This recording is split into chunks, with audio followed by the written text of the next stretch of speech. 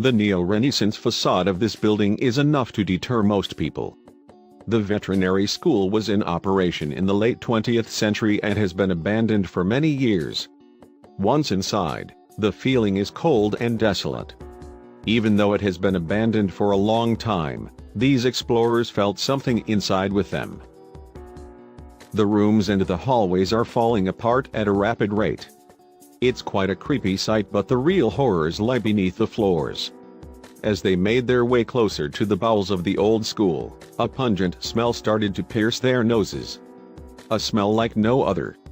When they started to head downstairs, the smell became so bad that a few of the explorers had to leave. It was the smell of old formaldehyde, like that in your high school science class.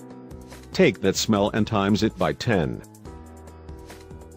When the few that could bear the smell made it downstairs, their jaws hit the floor when they saw nearly 100-year-old containers full of dead animals. Some recognizable and others just grotesque organs sealed in a jar of thin delicate glass. The head of a calf joined with the leg of a cat was reported by one explorer. There were brains and different animals everywhere. Hundreds of them. The smell was worse than anything they could describe.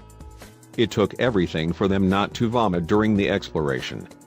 The containers and jars of animals and animal organs were hidden in the basement of this school for almost 100 years, sitting in the dark waiting to be discovered again. They were expecting a mad scientist to jump out and stick a needle of some concoction into their necks and drag them into his secret lab for experimentation. The school was moved and this location was shut down in 1991, but most of these are the original specimens the scientists would study and teach with when the school opened nearly 100 years ago. According to the label, these are a dog's mammary glands. Whatever it is, it's the root of nightmares. You can see that a lot of the formaldehyde has either evaporated or leaked out. Formaldehyde is said to cause cancer and the smell is atrocious. Breathing in here would be near impossible. Not that you want. This place looks like a mad scientist's lab. There were literally hundreds of old jars full of the most random and terrifying things you can think of. Many had even broken open or leaked out, causing the most putrid smell you could imagine. Death, decay, and formaldehyde everywhere. When the explorers left the building, they said people could smell them from across the street.